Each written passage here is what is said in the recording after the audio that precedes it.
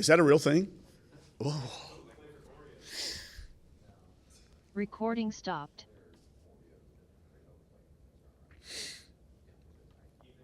Recording in Yeah, I'll just start progress. with the same thing I asked Izzy to start off. Just getting ready for your first game. How do you feel like? Where do you feel like the team's at? Well, we had a scrimmage with TCU, too, that doesn't get publicly announced until after we play it. We did that on Sunday. I think when you combine we had 28 practices. We will have had 28, plus the 2 scrimmages. I think we got exactly what we needed to get accomplished. Nobody got hurt, no major injuries. We got a few dings, but not what you would normally have this time of the year. We're lucky there. Actually, both teams, like TCU and us, Northeastern State, everybody got through what they needed. Then within our practices, we've still not settled in completely on a rotation. There's some battles going on for some minutes to be played. Some have been decided, but not all of them. So I think we know more than we knew the day before, but still not enough to be ready to play on Sunday. We have practice today, be off tomorrow. We'll practice Friday, Saturday, Sunday, play Monday. As Izzy mentioned, we haven't talked about Fairfield yet, other than to let them know that it's not your typical season opener. You know, you see a 3 beside anybody's record with a second number after it. You know, they've had a great year, and then return everybody like she mentioned. They do know who we're playing. They know they're very good. But we've really decided to take every single game with the same approach this year, regardless of whether they were 31-1 or 1-31. So I think it's good to hear her echo that, what we've been trying to talk about. So I think as coaches, we're pleased with where we are. Talking about the closed door scrimmage you had with TCU, what do you feel like y'all got out of that, aside from, you said, no injuries? Yeah, a really good look at a top team. You know, it's a team that's picked in the top 4 of the Big 12. Got multiple players on the preseason watch list. Kids will be on the draft board. Really good team that we anticipate. I would anticipate having a great year. So we got a chance to see a good D2 team and then a good high-level D1 team. And somewhere in between, I think, is where we lay, you know, to see those 2 ends of the spectrum.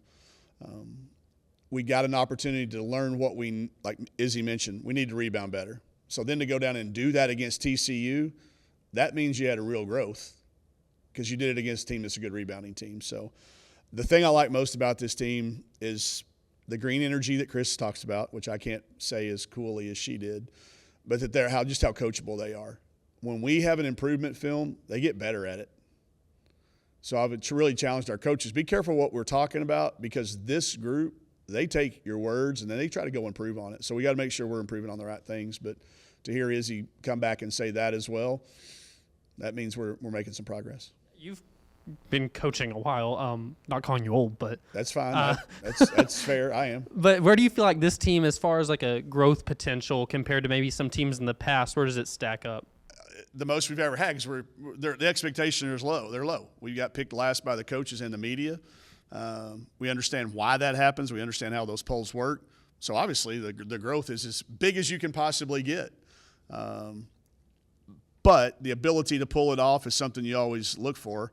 And I am confident that they can. Izzy used the word determined. I was sitting back there when y'all asked her. I was kind of in my head saying, I wonder what she's going to say.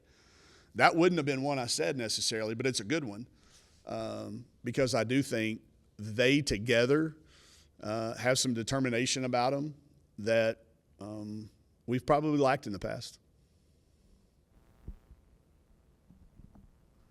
In those vast numbers of years you're talking about years I've coached. Coach, Izzy was very humble with explaining what she brings to the team. I'm sure you'll expound upon it a little bit more, but what does she bring to this team? Well, top of the scout. I mean, she's going to be the top of everybody's scout.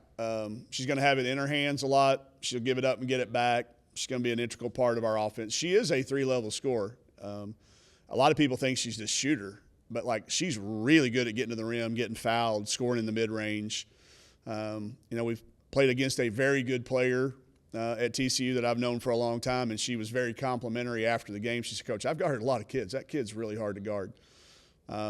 In practice, she has broken down every one of our men's practice players on moves, crossed them up, sent a few of them to the floor. She not only makes herself a scoring threat, but she makes others a scoring threat too.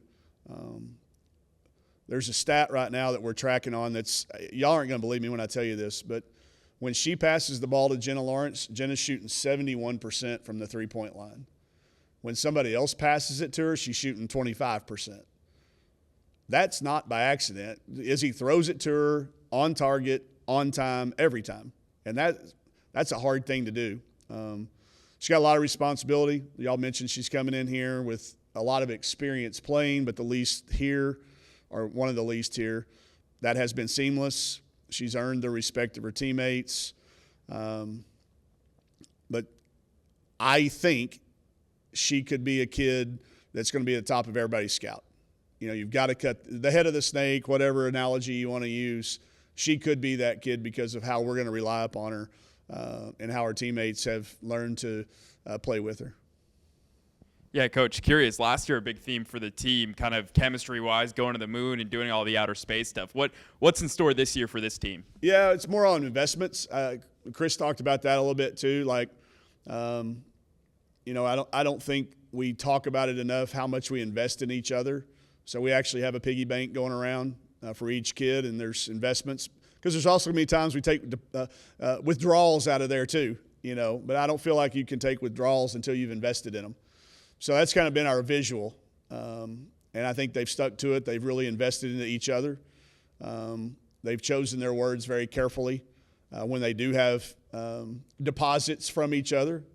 Just the way they talk to each other. The green energy is only the way that Chris could explain it. But you'll feel, if y'all stick around for practice, I think you'll get a sense of it. Anybody that's been here more than 4 or 5 times have all walked out saying the same thing. We got a pretty good core of former coaches and fans that come in and watch us practice regularly and have been here for all of our teams the last 7. And that is one thing they have all walked out talking about. They haven't called it green energy, but they've said something along those lines that feeds into that. And I think that's going to carry us a long way. We know we've got a very tough challenge. We haven't talked about Fairfield yet, but Izzy has done more research than she probably lets on, also being humble. But we know what we're dealing with. You're dealing with a team that's getting votes in the top 25, that finished in the top 25 polls last year going into the NCAA tournament. Return everybody. Their aspirations are real high. I know their staff very well. We go way back. When we were talking about doing the game, you know, I coached at Xavier for a while, and we had a hard time when we were in that knocking on the door. So we played people. So when they called, we said, we'll play. Not a lot of people will sign up to play Fairfield, period, much less your opening game. Ideally, we would have moved it a little bit further in the year if I'd have known we were going to have as many newcomers as we did, but we would have still played them. But it does make for a little bit more of an opening challenge than if you look around the schedules of various schools, not a lot of people are starting with that. We're okay with that. Let's find out where we're at right off the bat.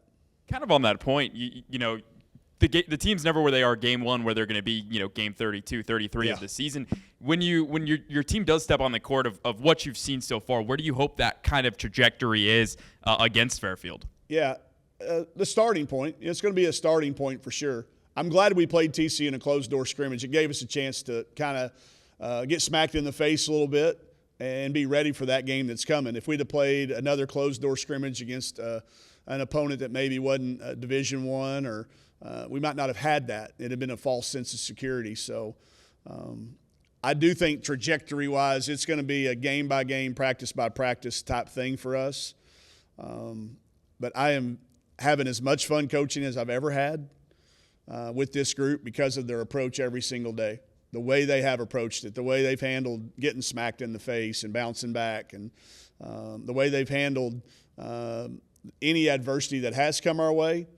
I think that's gives us all hope that through game 32, there'll be steady improvement. I think we all know, like, whenever you got here, how quick of a change there was as far as wins, loss.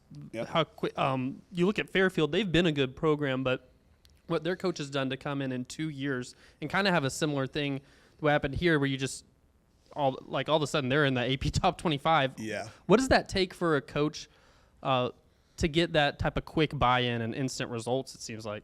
Well, she is from a coaching background. I mean, if you just research her, you know what she's been around. You know the conversations they have over their holiday meals, and she's been made for this. She was, as a young assistant coach, was somebody on the road that you knew.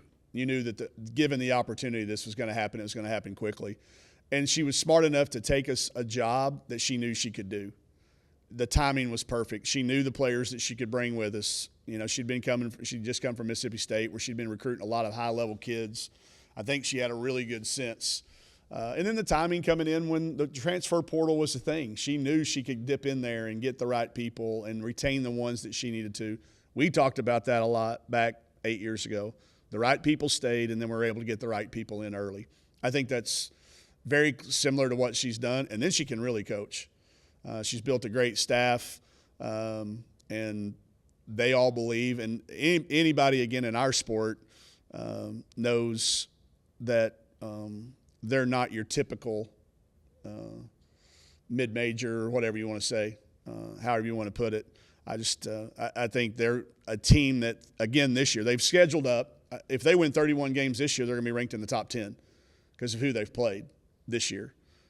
They probably won't win as many games, but they're going to be a better team. I'll have one quick one to wrap it up. Yep.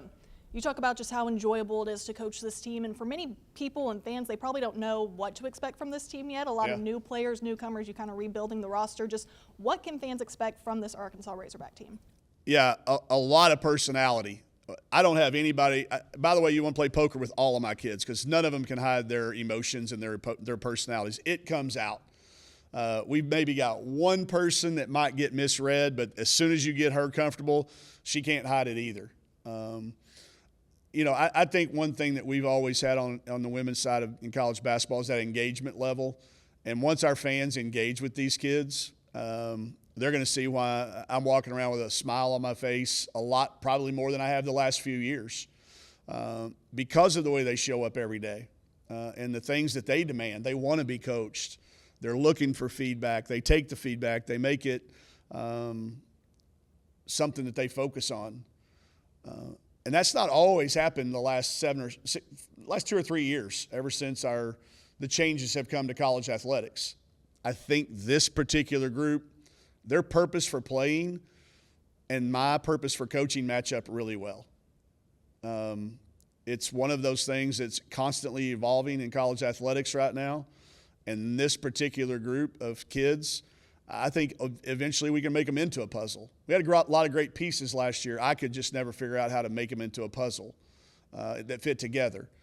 This team gives me a lot of hope that we've got a lot of interchangeable pieces that we can make fit into a puzzle over the course of a 32-game season. And I've seen that from the first practice to where we're at. Today's practice number 26, really 28 counting the 2 exhibitions. And if you've seen it from 1 to 28, then you would understand what I'm talking about. Hopefully, if y'all do stay, y'all will sense what Chris was talking about, and this can kind of be your starting point to see how we do as the year goes along. Go ahead. I'm not in any hurry, I don't think, Emma. I got one more quick one.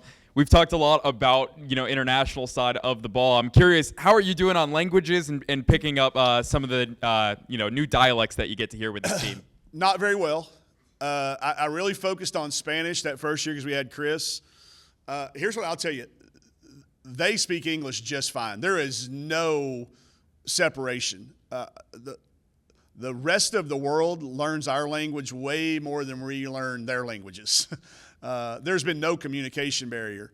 I think the biggest thing is my southern drawl.